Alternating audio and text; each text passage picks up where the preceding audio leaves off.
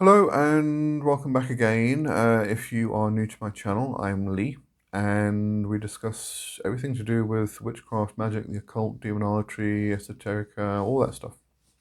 Um, and today I'm going to be having a look at a question that came in from Car Cat Shipper 8383 is the handle. All right. I just want to also mention, because this particular one was posted and I did not see it at all. And it wasn't one that was posted on somebody else's comment. This was a direct comment on, or to me, on one of the Ask Lee videos. And YouTube decided not to show me. So if you have posted a question in the past that you wanted me to answer on the show, and I haven't, there are still two or three questions that I've still got to answer that have been posted more recently, but I'm talking about like ages past. Just let me know, or just put the question in another comment. Hopefully, I'll get that one. And just remind me, or just let me know that you did post a question, and it must have gone missing. I don't know. YouTube doesn't is very selective in what it shows people. So sorry about that. Just wanted to say sorry. But anyway, let's just do the intro and then we'll get into the question.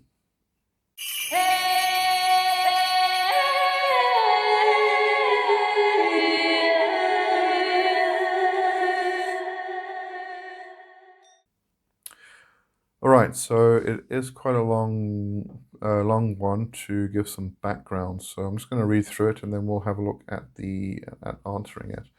Hello, Lee. I have been wanting to ask about the differences between some mild attachment or parasite.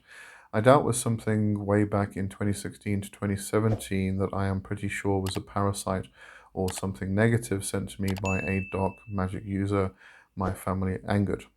But for a good couple years, 4 or 5, there has been something vastly different. The intent and interaction is unique. That has always left me stumped. I'm not sure if I'm dealing with something from a pantheon attachment or if a trickster would be a better description. Really, I don't notice much negativity from whatever this may be, um, but it knocks things over in the weirdest way to get attention. And when I talk to it, sorry, then I talk to it, but I also notice the same interactions when I look for things. Sometimes I search for days until the thought just comes to me and leads me right to it, like it just popped into my head. I would think I'm just crazy, but I have welcomed things to stay around me, with a lot of trust with my deities and spirit guide to keep bad things away. I know the risks in what I do, but trying to get answers out of this friend I have has come up empty, and I use everything from Ouija board, dowsing rods, pendulums, tarot cards, dreams, and such. I am very curious as to what, if any, experience or insight of anything similar you may have.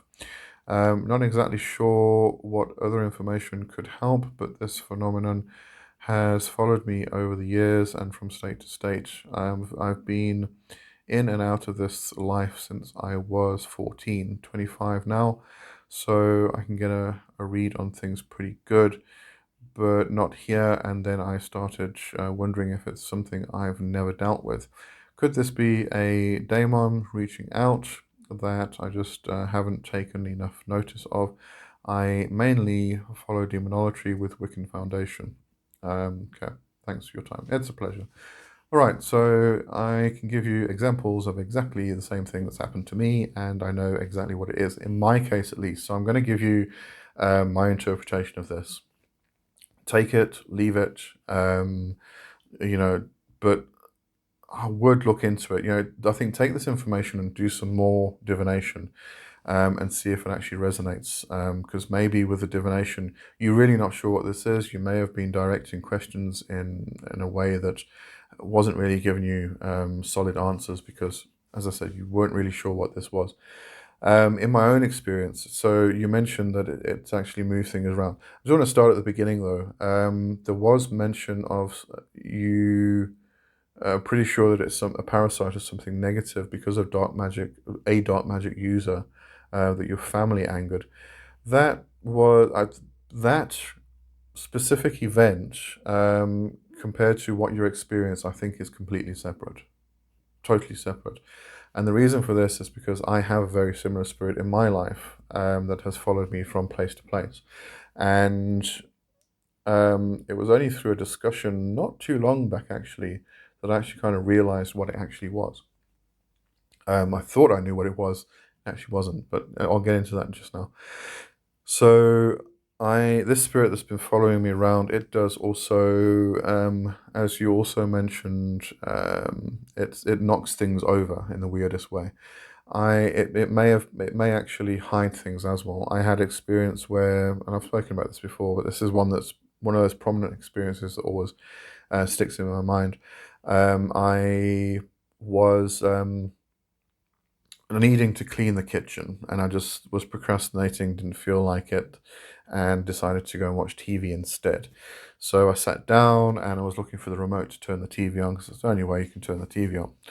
Um, and I couldn't find it. It was gone. I searched everywhere in the lounge. It took me about half an hour. I could have taken that half an hour to clean the kitchen. It would have been done. But it took me about half an hour to try and find this damn remote. I looked under the couch. I looked, took all the cushions off the couches and all the chairs. I looked everywhere, absolutely everywhere. On the coffee table, everywhere. Basically cleaned up the lounge while I was doing it as well. And I thought, okay, fine, I'll go clean the kitchen if that's what you really want me to do. Because I did obviously had an understanding of house spirits at the time as well. They do like a clean house, and they will play tricks on you in order to get you to go and clean stuff if you're procrastinating like I was. And so I went and cleaned the kitchen, and I came back, and as I walked back into the lounge where the TV is, the remote was on the coffee table in plain sight. And I had looked everywhere. I'd moved everything on the coffee table, and I wasn't there when I was looking. So you have these things that happen with these spirits, okay? And this particular spirit, I associated with being a house spirit. Um, but though there is a bit of a problem there, and it was part of law that I either wasn't aware of, or I wasn't thinking about at the time. Well, I mean, this is years, but probably wasn't aware of it at the time, actually. Um, so the law pertaining to house spirits is that the spirit of the house is with the house. It's tied to the house.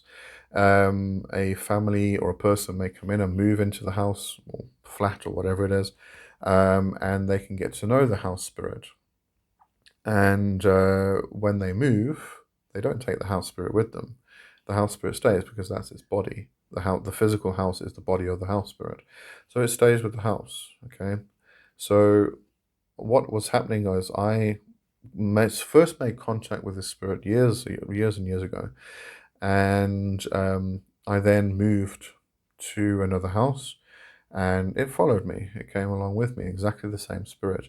Moved again, followed me. So it kept following me around. Therefore, it wasn't actually a house spirit. I just equated it as a house spirit.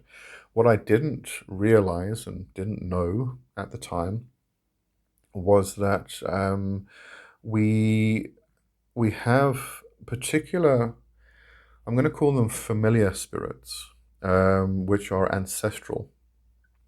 And these particular familiar spirits are tied to our ancestral line and to us. It's a familial connection, tied in with our family and things like that. And this spirit can move from person to person, not just to one person, but from person to person within the family, because it is ancestral, and it therefore follows you around. And this is very much your connection with the ancestral spirits. Um, so this is probably from reading your post here, your comment. I'm getting exactly the same feeling. That it is the same type of spirit that I have an experience with in the same manner. I mean, you're mentioning things that happened to me, which are happening to you, and it follows you around as well. You also mentioned, I mean, you brought in the family connection here, which I don't think has anything to do with it, but subconsciously you probably put it in there because it has something to do with it. The family, the ancestors, this familiar spirit which is connected with that family and ancestors. So I think subconsciously you knew what it was, but you just couldn't put it into words. You couldn't get it into a conscious state to understand it. And this, I think, is what it really was. So I would suggest now taking that information and going and doing some divination and seeing if anything comes up, and you get some actual answers for a change. And let me know. I'd love to hear what your experience is after this. All right, so that brings us to the end of today's question and today's show. Question and answer and today's show. All right, I will see you next time. Have a good one. Cheers for now. Bye bye.